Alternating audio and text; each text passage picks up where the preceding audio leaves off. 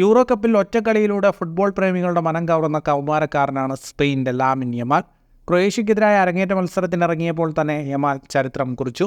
Euro cup ചരിത്രത്തിലെ ഏറ്റവും പ്രായം കുറഞ്ഞ താരമാണിപ്പോൾ ബാഴ്സലോണയുടെ വണ്ടർകിഡ്. യൂറോ കപ്പിനായി ജർമ്മനിയിലേക്ക് പറക്കുമ്പോൾ മറ്റൊരു ദൗത്യം കൂടി നിർവഹിക്കാനുണ്ടായിരുന്നു കൗമാര താരത്തിന്. അത് മറ്റൊന്നുമല്ല, സ്കൂൾ പഠനം. സ്പെയിനിലെ നിർബന്ധിത ഹയർ സെക്കൻഡറി വിദ്യാഭ്യാസത്തിലെ 4ാം വർഷ വിദ്യാർത്ഥിയായ യമാൽ കളി കഴിഞ്ഞുള്ള ഒഴിവു സമയങ്ങളിൽ പഠനകാര്യങ്ങളിൽ മുഴുകുകയാണ്. താരം ഹോട്ടൽ മുറിയിലിരുന്ന് പഠിക്കുന്ന ചിത്രങ്ങൾ വൈറലായി കഴിഞ്ഞു. പഠിക്കുന്ന പ്രായത്തിൽ കളിക്കാനിറങ്ങിയാൽ ഇതൊക്കെ വേണ്ടിവരുമെന്നാണ് തമാശ കലർത്തിയുള്ള ചിലരുടെ കമൻറ്റ്. താരത്തെ പ്രശംസിച്ച് നിരവധി പേരാണ് രംഗത്തെത്തുന്നത്. സ്കൂളിലെ ഹോംവർക്കുമായാണ് താൻ യൂറോ കപ്പിനെത്തിയിരിക്കുന്നതെന്ന് ബാഴ്സലോണ താരം കൂടിയായ യമാൽ നേരത്തെ ഒരു അഭിമുഖത്തിൽ വെളിപ്പെടുത്തിയിരുന്നു. ഓൺലൈൻ വഴി ക്ലാസുകൾ കേൾക്കുന്ന താരത്തിന് പൂർണ്ണ പിന്തുണയുമായി അധ്യാപകരും കൂടെയുണ്ട്.